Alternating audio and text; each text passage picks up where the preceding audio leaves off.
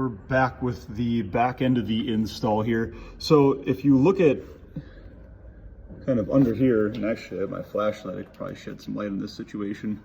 There we go. I got to adjust that a little bit to make that grommet fit in there a little bit better. But I put a grommet back here. I had to drill a fairly large hole because I had to feed 2 of these through, and this is the only one that fit over that, so I didn't want to modify the grommet, because the important thing is having this little rubber protection against that sharp metal. Because if you look here, I mean, this is definitely not going to be conducive to you know, keeping the wires from rubbing through there. So what I did have to do, and something to keep in mind if you're doing things like this, because I had to put this through here first, obviously to get up to that 90, because I'm coming from the camera. You can't see that, that's the camera here. We went up through that hole, so I drilled a hole here, and then I went 90 degrees there to drill the next one. So basically what I had to do is make sure that was on there first, because I wouldn't be able to put that grommet on afterwards without cutting it, which I guess wouldn't have been a bad deal, but it's just, for me, another failure point. Once I'm sure I like this location of that camera, actually, if you can see from here, I double-sided taped the camera there, and if I do like the location of it, I'm gonna go in there with some self-drilling screws later and to fix it to that spot. I always like to put a little bit of like caulk or RTV on that first to make sure I'm not leaving spots where water can get in. I'm gonna go in and fill this in as well with some basically like an RTV type sealant. I like using Right Stuff for this.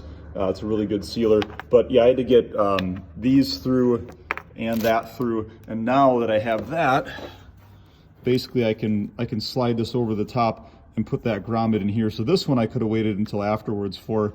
If I would have put it in the hole ahead of time, I never would have gotten those plugs to feed through, because I had to push it through, and I kind of guessed it at the angle that I'd have to go through. Basically, I shoved it up from that bottom hole at an angle, got my fingertip on it and pulled it up. There was no science to that. It could have been kind of a nightmare. The only other thing I got to do is wire up. So this here goes back in to the yellow plug, obviously, and then I have to wire this up to the reverse lights. So I just got to go dig around in the wiring harness and find the one for that, which I actually have a wiring diagram I can pull up for this this particular bulb. I'll peek in there real quick and see which one it is, and then I'm going to run a wire for that. And then we also need to, let me see where I set that here. I got a little bit neat, and I trimmed my stuff to fit, because I didn't want the gaudiness of the tape sticking out of there with my Chinese camera. So the other thing is, this is the power source here. So I got to run a battery positive constant here to that camera, and then obviously the black is for ground. So probably what I'm going to wind up doing is seeing if there's a power wire in the back of the vehicle here that I can just kind of tap into. If I can tap into that, then what I'm going to do, because like I know my license plate lights are always on. If I can tap into that 12 volt, if it's not going to pull too much load, I'm going to do that, because I got to finish wiring in my other license plate light over here. As you can see, that did not hold up so hot to Wisconsin. So I got another one I'm going to hardwire into there. This one actually just plugged in to the factory one. So, but I got a couple of things left to do on this. The biggest holdup right now is that the system I'm putting in is a Bose factory stereo system with the steering wheel controls.